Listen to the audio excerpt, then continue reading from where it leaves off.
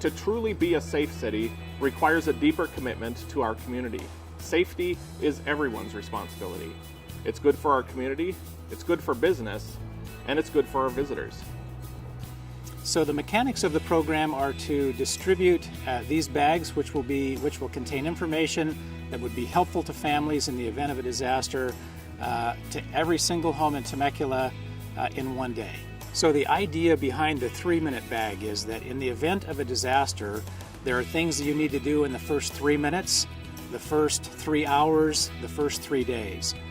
Some of the things that all of us have learned by Katrina and other disasters is that government agencies are overwhelmed in the first few minutes of any particular disaster. So anything that we can do as individual citizens to prepare ourselves more effectively will be a tremendous help and blessing to those families in those first 3 minutes, first 3 hours, and first 3 days. Very pleased that Helping Hands has decided to make a difference with emergency preparedness in this community, and we're a proud sponsor of that effort. There's a 3-minute bag that's going to be provided to 34,000 homes in this community. Information in there is going to be vital to patient safety for us as well, because there's information about what to do in a heart attack, what to do in a stroke, and what to do in a disaster. And I'm very proud to be part of that. Collaborating on this project with the city, our local utilities, really makes a difference in keeping the community safe. We offer training on a consistent basis to our staff, to our emergency providers. We have large tents, we have large storage of safety equipment here on site at the hospital.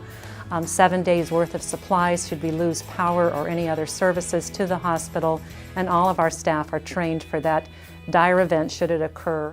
Part of our community is the belief that we should be our brother's keeper. In other words, that we should take care of one another.